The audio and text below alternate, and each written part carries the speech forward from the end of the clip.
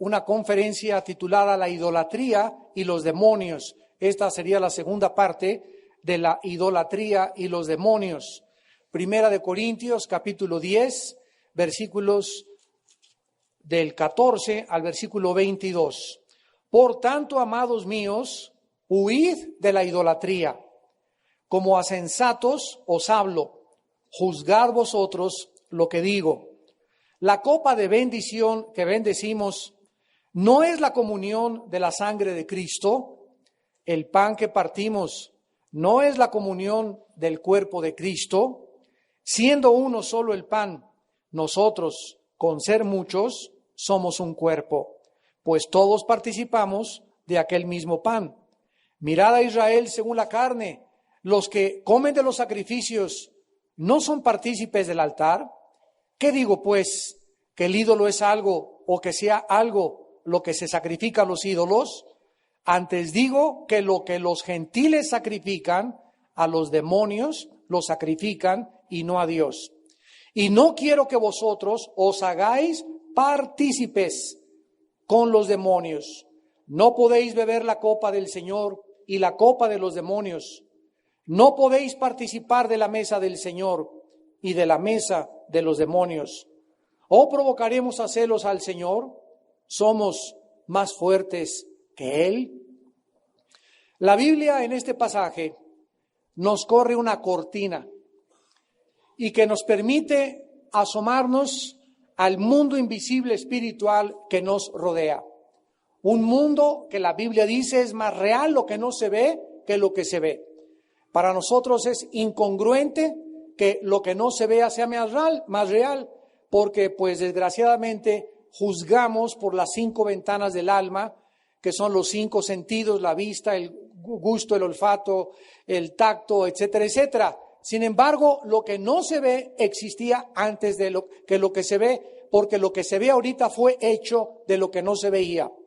Entonces, como este mundo físico, terrenal, natural, tiene repercusiones en el mundo espiritual, y como el mundo espiritual está influyendo continuamente sobre el mundo físico, terrenal, en el cual tú y yo vivimos, al venir a la Biblia se nos corre la cortina para que comencemos nosotros a escuchar las voces de advertencia de un Dios que ve el mundo invisible y que ve el mundo visible. Nosotros estamos en desventaja porque estamos gobernados, repito, por los 5 sentidos, pero al venir a Cristo y al tener la Biblia como nuestro manual, comenzamos a entender el mundo que no podemos percibir con los 5 sentidos, y por la fe obedecemos y por la fe creemos, por la fe vemos, por la fe oímos las cosas que Dios tiene para todos los que le aman. En este pasaje, que es la segunda parte de la idolatría y los demonios, la palabra central es la palabra griega koinonea, que se tradujo comunión. Esta palabra comunión es la base central en esta mañana del tema que vamos a desarrollar. Voy a tratar de explicárselos un poquito más.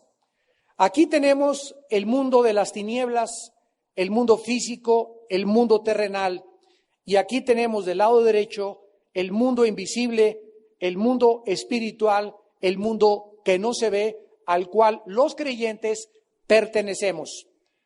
Cuando nosotros estábamos en esta dimensión o en este mundo, ¿con quiénes nos llevábamos? ¿Con quiénes trabábamos amistad? Pues si mi compadre le gustaba la borrachera, ahí iba con mi compadre a emborracharme. Si mi amiga le gustaba acostarse con su novio, yo me juntaba con esas muchachas porque amaba la fornicación. Si mis amigos amaban la droga, me juntaba con ellos. Si había oportunidad de hacer algún negocio chueco, me juntaba con los que podían proporcionarme ganancias, no importando los medios ni los fines tampoco. Entonces, nuestra relación, nuestra comunión era con personas que pensaban y que eran semejantes a nosotros. La palabra comunión significa compartir algo en común. Cuando somos trasladados y cuando somos invitados a participar del reino de Dios, ahora nuestra comunión, ahora comenzamos a compartir algo en común, todos aquellos que tenemos el Espíritu de Dios.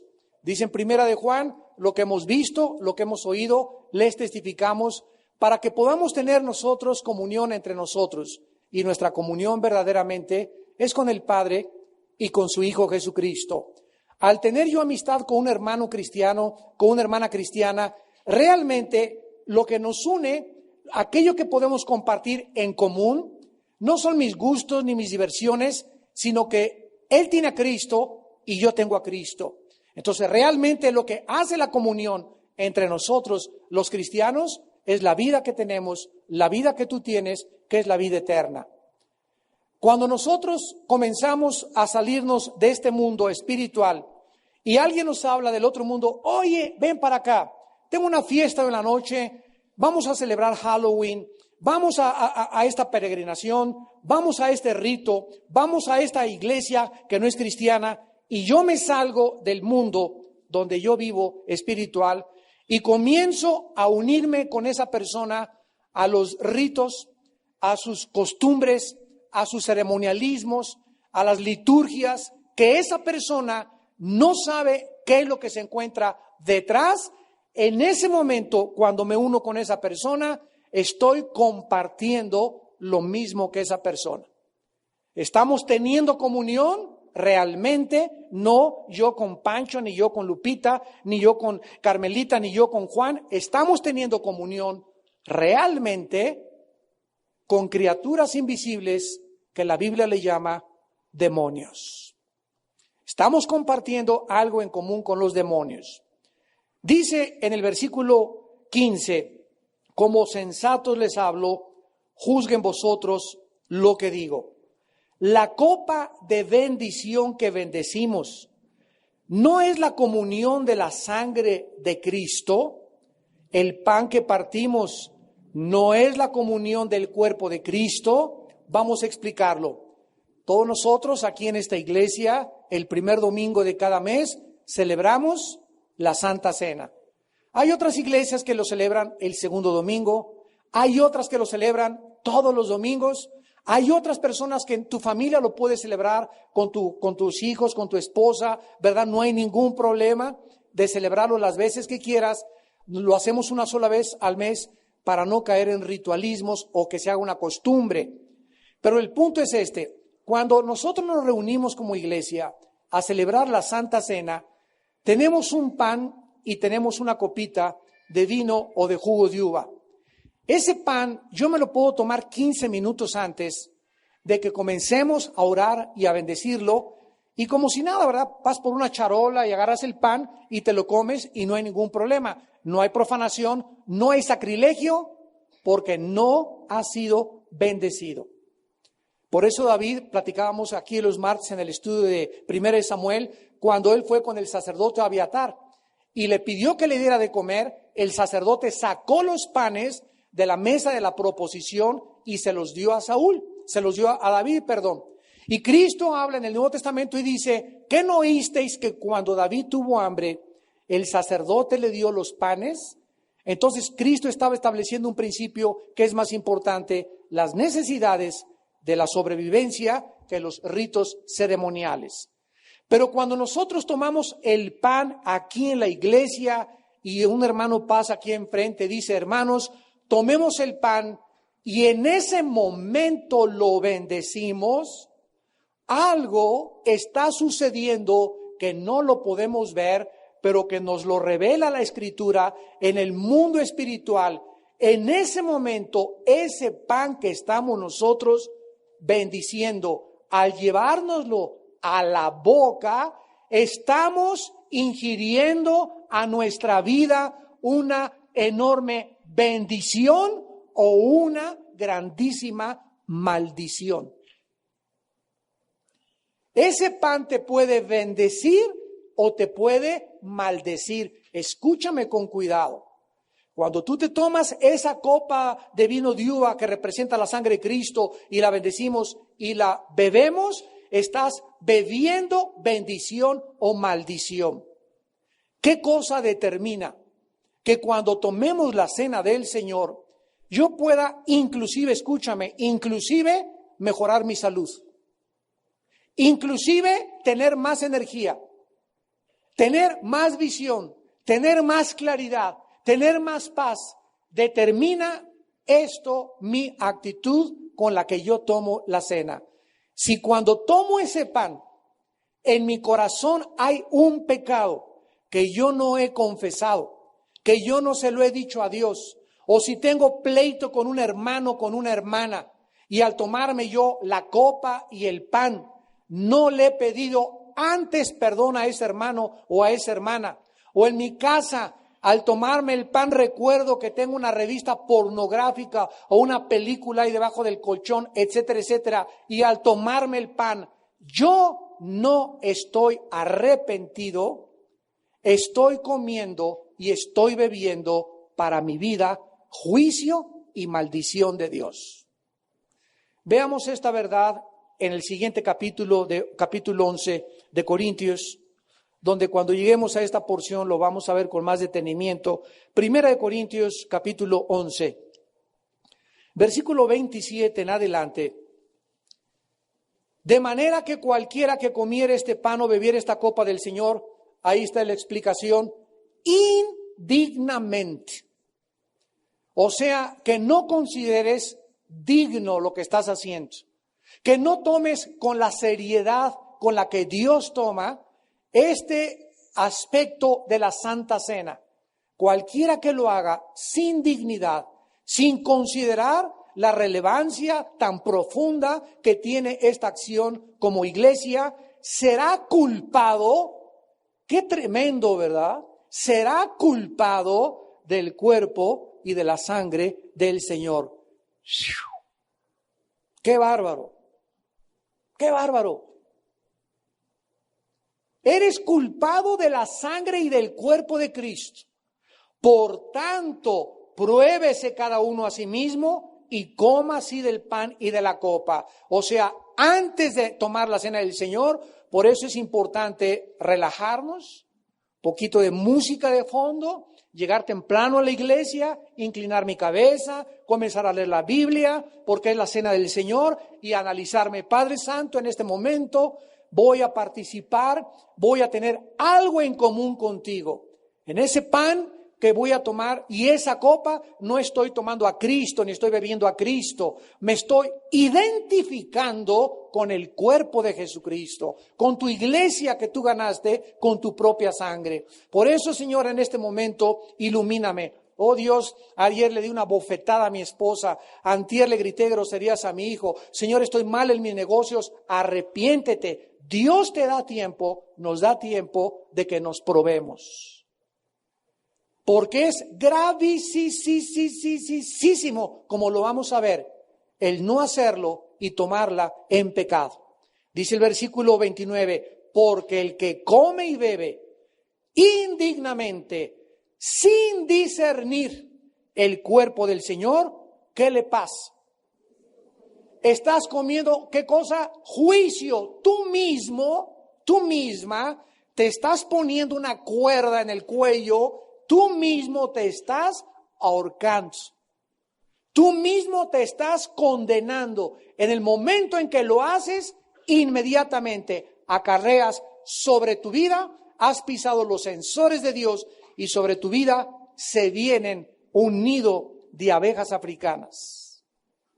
Se vienen sobre tu vida una parvada de demonios, con el propósito, y aquí lo dice claramente, versículo 30, por lo cual, y veamos qué juicio es el que se está refiriendo. Hay muchos enfermos y debilitados entre vosotros y muchos duermen.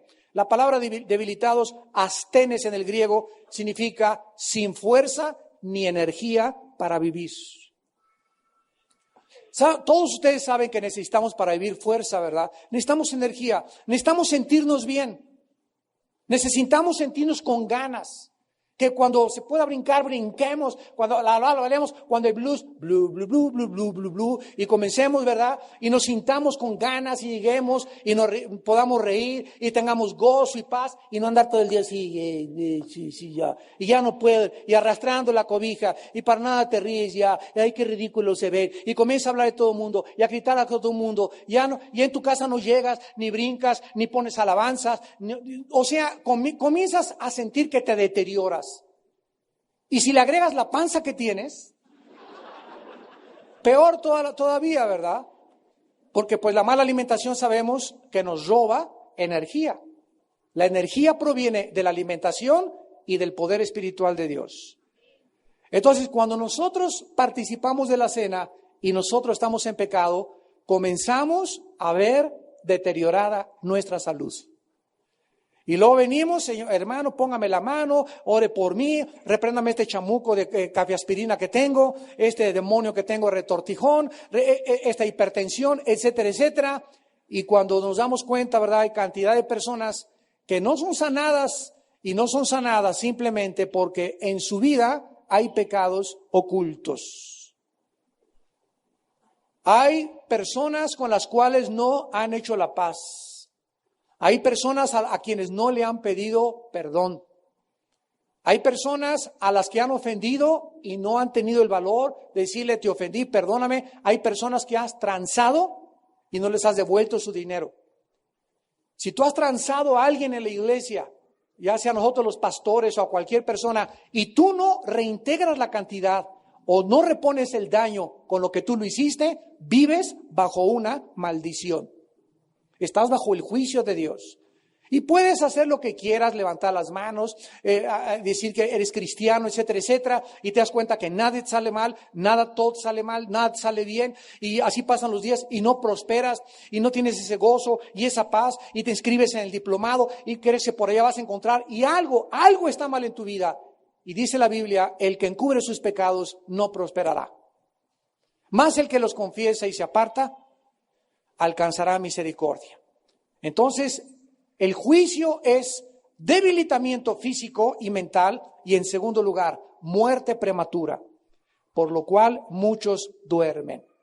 ¿Qué hace Dios cuando ve a un hijo o a una hija suya que no se quiere arrepentir? Y que esos pecados, muchos cristianos los cuelgan la calaca en el closet. Ahí tienen un esqueleto en el closet, muchos cristianos.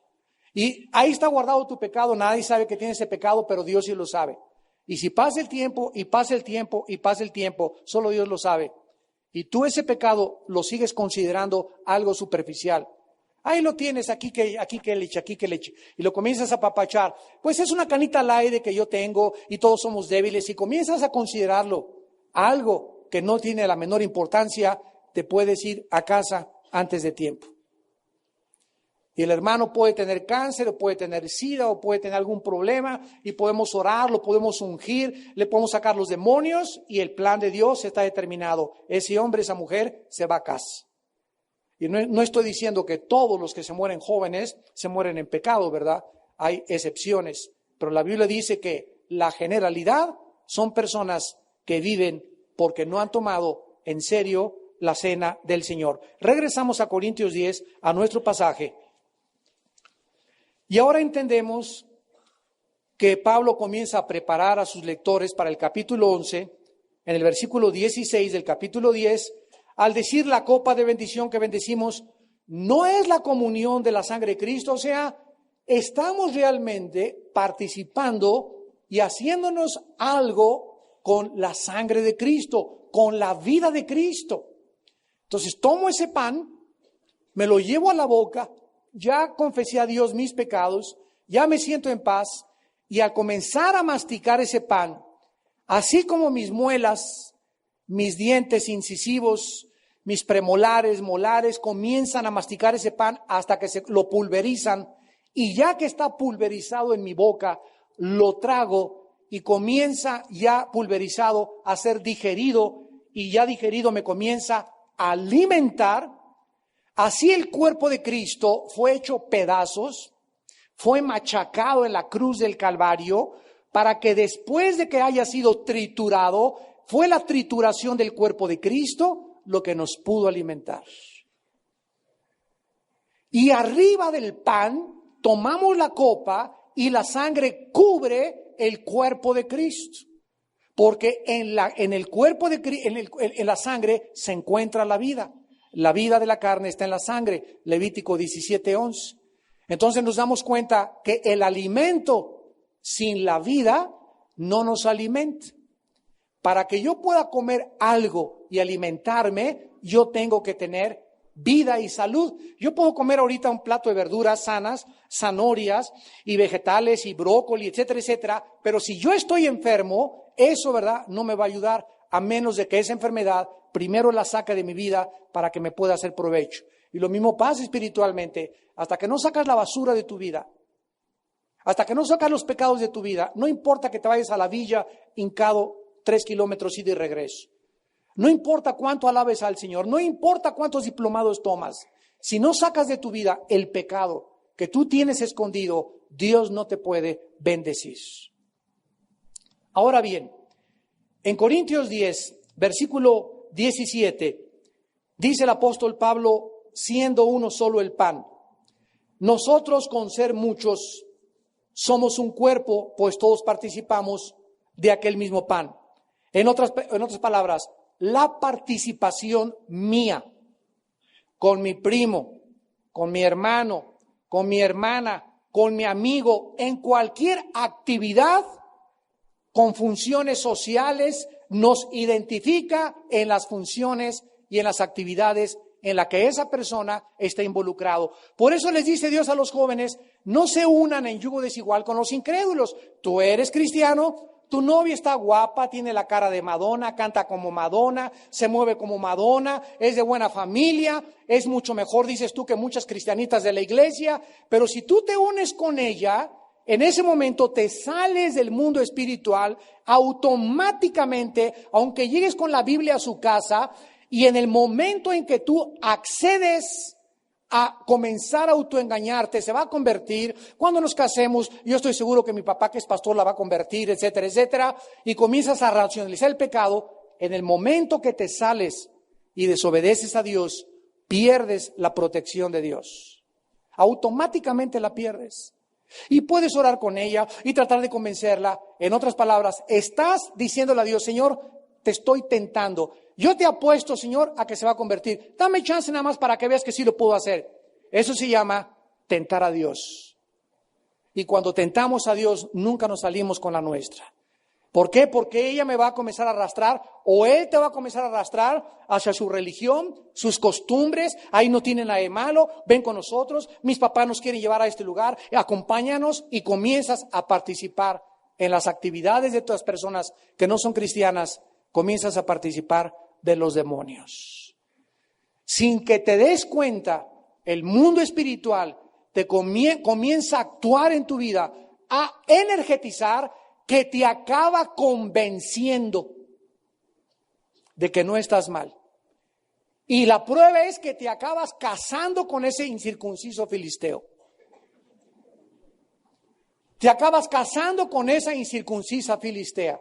Y déjenme decirles que si hay algo más parecido al cielo aquí abajo en la tierra, es casarte con la persona que Dios ha escogido desde antes de la fundación del mundo para que sea tu ayuda idónea o para que sea el padre de tus hijos. Y el infierno más grande no está en Almoloya, ni en un psiquiátrico, ni en un orfanatorio. El infierno más grande que un ser humano pueda vivir es vivir en un matrimonio no bendecido por Dios. Es un infierno. Y pregúntasela a la persona que está junto a ti con cara de coyote,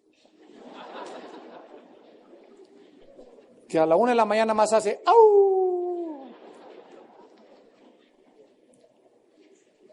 La participación que nosotros tengamos con las otras personas es tan importante para Dios que dice el versículo 18, miren a Israel según la carne. O sea, no desde el punto de vista espiritual vamos a ver a Israel, lo vamos a ver desde el punto terrenal. Veamos a Israel. Los que comen de los sacrificios no son partícipes del altar, En otras palabras, cuando el Israel terrenal físico sacrificaba un animal, recuerdan ustedes que solo una porción del animal era consumida. La otra porción la consumía el pueblo y otra porción la consumía el sacerdote. Por el hecho de que un judío tomara y comiera de esa carne, de ese sacrificio ofrecida, le identificaba como un adorador de Dios. El momento en que tú vienes a tomar la comunión y la cena del Señor a la iglesia, en ese momento que te llevas el pan o la galleta a tu boca, en ese momento, ese acto, esa acción te identifica con todos los cristianos de cualquier parte en el mundo que hemos sido llamados a ser santos y que participamos del mismo cuerpo y la misma sangre. Dice el versículo 19, o que les digo que el ídolo es algo, o sea que algo lo que sea algo lo que se sacrifica a los ídolos. El ídolo, ¿verdad? Cualquiera que sea, pues no es nada, o sea, un pedazo de Tlaloc ahí, de piedra, o una ave que se inclinan muchos a adorar, o la imagen de un hombre que le ponen después el nombre de un santo, o de una santa, o de un virgen. Es yeso, es cemento, es madera hecha por las manos humanas. No es absolutamente nada. Esa imagen, esa pintura no ve, no me oye, no puede caminar, no tiene vida, absolutamente nada. Pero hay una fuerza que jala a la humanidad a hacerle creer a los que no son cristianos de que es algo. Entonces, esa fuerza que inclina a la gente a arrodillarse enfrente de una estatua, de una pintura, de una imagen, esa fuerza invisible, la Biblia le llama demonios. Y esto tiene su origen desde que Satanás cayó del cielo. En Isaías 14 dice, y cayó porque quiso asemejarse a Dios. Ustedes no se imaginan, la Biblia nos lo revela, el hambre que tiene Satanás de ser adorado. Y como no puede manifestarse visiblemente Satanás, más que en ciertas acciones y fenómenos que tenemos alrededor, él ejerce, dice Efesios 2, un poder donde la gente es jalada y es animada por ese poder invisible. Es como una fuerza magnética de gravedad que atrae lo semejante a lo semejante. Los historiadores y los sociólogos se han preguntado, ¿cómo es posible que Hitler pudiera haber convencido 85 millones de personas? Y saben ustedes que cuando Hitler hablaba, salían de su voz.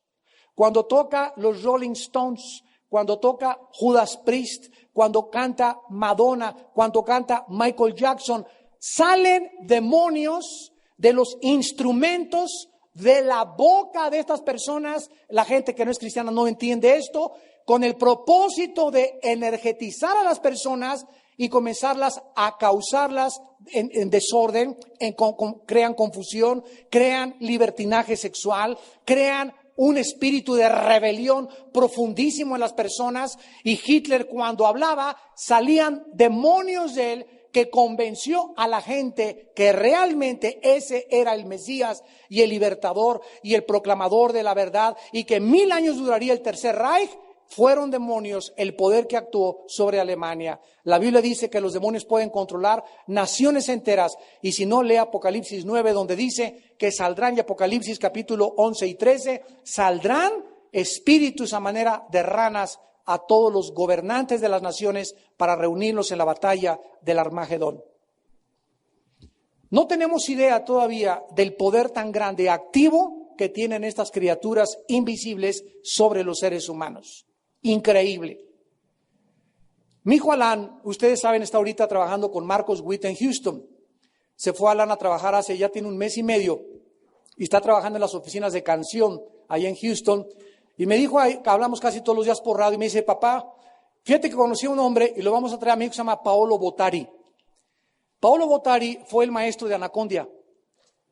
Fue el pastor que le enseñó a Anacondia a sacar demonios y el que comenzó a organizar las campañas en Argentina, donde Anacondia hablaba y la gente se comenzaba a manifestar solita. y se comenzaban a retorcer como culebras y salían demonios, y la gente, los cristianos y los pastores que nunca creían que había demonios, en los cristianos comenzaban a ver, hasta pastores ahí parecían reptiles e iguanas en el suelo. Y me dice, fíjate que acabo de llegar a Houston y Marcos Witt me recomendó que fuera con él. Y dice, papá, hasta por los juanetes me salieron. No te imaginas, dice, comenzó a orar este hermano y no sabes qué limpieza, qué maravilla, ¿verdad? El poder de Dios. Él es un hombre, Pablo Botari, que tenía 80 años de edad. Y lo vamos a invitar, yo creo que en mayo, junio, aquí a la iglesia. Decía Marcos Witt, me dijo, oye Armando, dice, yo cuando voy con Pablo Botari me bautizo 2 veces, me confieso 2 veces. Hasta agua bendita me echo, dice. Porque de veras es un hombre tremendo con el poder de Dios para la liberación. Y descubrimos a través de todo esto de qué forma el mundo espiritual, aún para los cristianos, está escondido. ¿No creen? Eso ya pasó de moda, eso no es cierto, fue tiempos de los apóstoles y está vivito y coleando. Y la razón es porque él no quiere jamás manifestarse. Y el secreto más grande del diablo es mantenerte en ignorancia. ¿Sabes tú que la palabra ignorancia en el hebreo es sinónimo de tinieblas? Tinieblas e ignorancia son sinónimos, son palabras sinónimas. El que es ignorante está en tinieblas y el que está en tinieblas es ignorante. ¿Qué dijo Cristo? Conoceréis la verdad. ¿Y qué? La verdad es la que nos saca de las tinieblas y al sacarnos de las tinieblas nos saca de la ignorancia.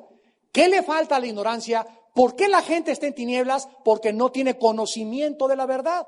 Ustedes en este momento están recibiendo conocimiento de la Biblia, no mío, no suposiciones, no presuposiciones filosóficas. Están ustedes oyendo la palabra de Dios. Y este conocimiento que ustedes están recibiendo, muchos lo reciben, lo aceptan y te pasa al otro lado y ves más claro, entiendes más claro. Otros, será cierto. Nel. Y rechazan la palabra y sigues en la ignorancia, sigues en las tinieblas por tu terquedad y tu soberbia intelectual o teológica. Eso es lo que hace la diferencia. Pero cuando escuchas la verdad del Evangelio, la verdad te hace libre y comienzas a participar del mundo de la luz y de los santos, de la herencia de luz. Y dice el versículo 20, en penúltimo lugar de Corintios 10, antes digo, y aquí Pablo ya nos corre la cortina, ya no se anda con miramientos ni por las ramas, y nos lo dice franca, directa y llanamente. Lo que los gentiles sacrifican, a los demonios lo sacrifican. ¿Qué creen ustedes que hacían los aztecas? ¿Quién estaba detrás del poder de los sacrificios humanos? ¿Por qué a través de la historia encontramos tribus como los jíbaros en Brasil, los caníbales, aztecas que sacrificaban el corazón? ¿Y cómo lo hacían? Entregándoselo a sus dioses. O sea, miren ustedes el engaño, por favor. Señores psiquiatras, sociólogos y psicólogos, estudiantes de la conducta humana, señores antropólogos. Pero nadie puede revelarte que detrás de ese poder, de un sacrificio a los dioses, se encuentran los demonios.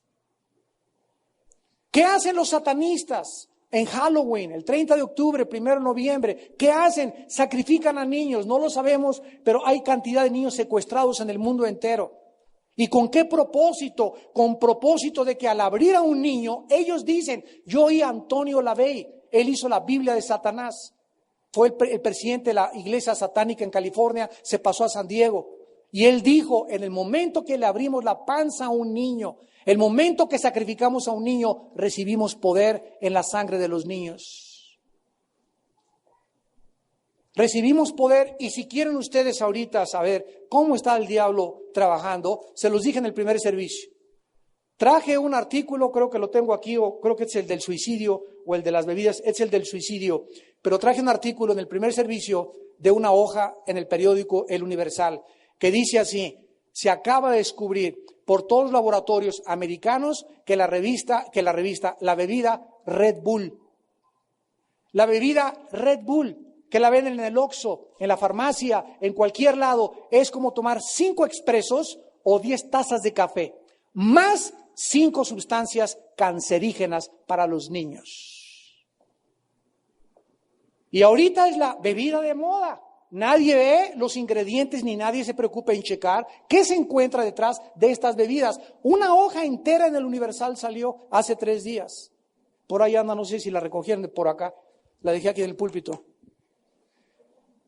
Y esto es lo que el diablo está haciendo, destruir la salud de los niños. Los jóvenes la toman el Red Bull con alcohol. Bombas Molotov para el sistema nervioso, para el corazón, para el cerebro. Y los niños comienzan ya a alterar su sistema nervioso, a creer que les da mucha fuerza y sin embargo detrás de todo esto se encuentra la destrucción de la vida de los niños con otra estratagema de Satanás a través de bebidas inofensivas aparentemente. Gracias a Dios que salieron esos artículos, lo están publicando por todos lados y ahí están enunciados todas las sustancias cancerígenas que tiene el Red Bull, el Rush, la bomba y quién sabe, son como 5 o 6 más que han salido de moda. Lo que los gentiles sacrifican, lo sacrifican a los demonios y no a Dios. ¿A quién creían los aztecas que sacrificaban? A Dios. Los satanistas, a su dios Satanás. Los caníbales, ¿verdad? A sus dioses del sol. Los griegos, los romanos, los griegos agarraban a todos los que eran imperfectos y los abortaban y los ahogaban en una cubeta. ¿A quién estás matando cuando abortas? ¿A quién estás ofreciendo ese aborto? Es un asesinato. No hay diferencia entre matarlo adentro al niño o matarlo afuera. Es asesinato por dentro y es asesinato por fuera. ¿Qué es lo que están haciendo? Sacrificando a los dioses satánicos, a los demonios. ¿Estás embarazada? ¿No quieres casarte? Ten tu hijo. Ven con nosotros los pastores. Mi esposa tiene una organización que se llama Tamar, que le damos protección a las mujeres que son golpeadas y que no tienen cómo poder salir adelante con sus bebés. Te ayudamos con tu bebé, sacas a tu bebé adelante, vas a ser madre, si es cierto, vas a sufrir humillación 1 año o 2 años, pero no vas a ser una asesina. Y no vas a matar a tu bebé, lo tienes que tener tu bebé, no importa el precio que tengas que pagar. ¿Por qué? Porque delante de Dios es uno de los crímenes más grandes, de eso hablé en la primera conferencia, el quitarle y robarle la vida a un ser humano. Y si alguna persona en esta tarde, alguna muchacha, alguna señora ha abortado, en la sangre de Cristo hay perdón. Gracias a Dios que Dios nos perdona si nos arrepentimos. Pero si tú estás oyendo estas palabras y habías pensado en abortar, no te atrevas a hacerlo. Si quieres tener en tu vida la bendición de Dios. Dios te va a dar la fuerza y la energía para salir adelante con tu bebé y tu bebé algún día se va a sentir orgulloso de que tú tuviste el valor de sacarlo adelante. Y finalmente,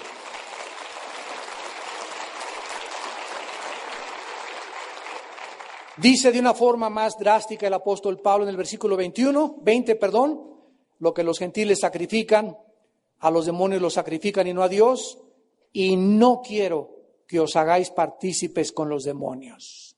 Una vez me preguntaron, ¿puede un cristiano entrar a un templo budista?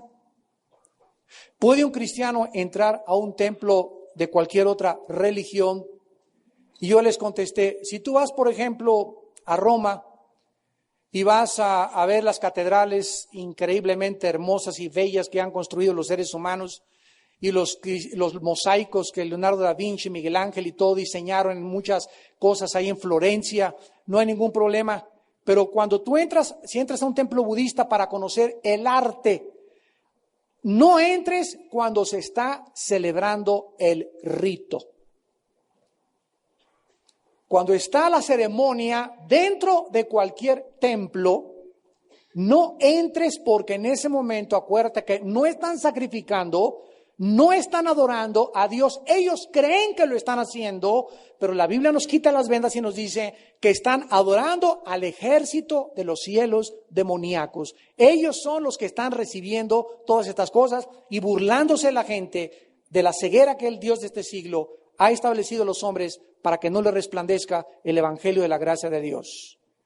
Entonces, si tú entras a cualquier iglesia, cualquier religión, llámese como se llame, y participas de eso y dices, no tiene nada de malo, me paro, me siento, yo no hago nada. En el momento en que pisas tu pie, entras tu pie y entras a ese recinto, toda la atmósfera está llena de demonios y estás participando, teniendo algo en común con esos espíritus maléficos. Y escúchame, cuando tú salgas de ese lugar, no vas a salir igual. Porque esos espíritus dentro de ese lugar te van a comenzar a atormentar 2 días después, 3 días después, 1 semana después, pero se van a ir contigo hasta que tú entiendas que la verdad te hace libre y te arrepientas y seas cubierto por la sangre de Jesucristo. Así es como opera el mundo espiritual y tenemos que estar conscientes de estas trampas de Satanás.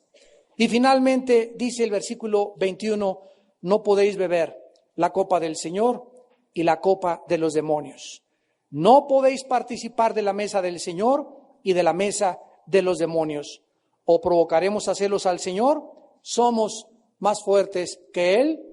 En otras palabras, yo no puedo invitar a mi casa a Jesús y decirle al diablo, tú entra por la puerta de atrás. Pero también quédate en la covacha.